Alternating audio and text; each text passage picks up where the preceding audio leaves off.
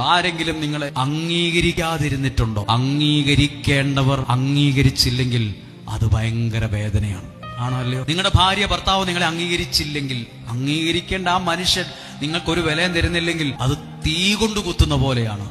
നിങ്ങൾ എവിടെയെങ്കിലും ആരെങ്കിലും നാണം കെടുത്തിയിട്ടുണ്ടോ? നാണം കെട്ട് തല താഴ്ത്തി നിൽക്കുവാണോ? താഴ്ത്തി കെട്ടിയിട്ടുണ്ടോ? അംഗീകരിക്കാതിരുന്നിട്ടുണ്ടോ? ഇതൊക്കെ ബൈബിളിൽ ഒരാളും കൂടി അനുഭവിച്ചിട്ടുണ്ട്. ആരാന്നറിയാമോ? പഴയ നിയമത്തിലെ ഒരു ജോസഫ്. എല്ലാവരുടെ മുമ്പിലും സഹോദരന്മാർ നാണം കെടുത്തി, താഴ്ത്തിക്കെട്ടി, അംഗീകരിച്ചില്ല. പക്ഷെ ബൈബിൾ വായിക്കുമ്പോൾ അറിയാം, പുള്ളിക്ക് ഒരു ദേഷ്യവും വൈരാഗ്യവും ആരോടും ഇല്ലതാനും. ഒരിക്കലും ചിന്തിക്കരുത്, ഒരു വാശിയും വൈരാഗ്യം ഒന്നും ആ ജോസഫിനില്ലായിരുന്നു. നിങ്ങളെ ഉപദ്രവിച്ചവരെ നിങ്ങൾ തിരിച്ചു വേദനിപ്പിക്കാതിരുന്നാൽ നിങ്ങളെ ദൈവം ഉയർന്ന ഒരു കസേരയിൽ ഇരുത്തിയിരിക്കും. ഒന്നുമില്ലാതിരിക്കുന്ന ഒരാളെ എല്ലാം ഉള്ളവനാക്കി മാറ്റാനും ദൈവത്തിന് കഴിയുമെന്ന് ഈ പുസ്തകം പഠിപ്പിക്കുന്നു. ഒന്നുമില്ലാത്തവനെ അനുഗ്രഹമുള്ള എല്ലാം ഉള്ള ഒരുത്തനാക്കി മാറ്റാൻ ആർക്കു പറ്റും? ദൈവത്തിന് പറ്റും.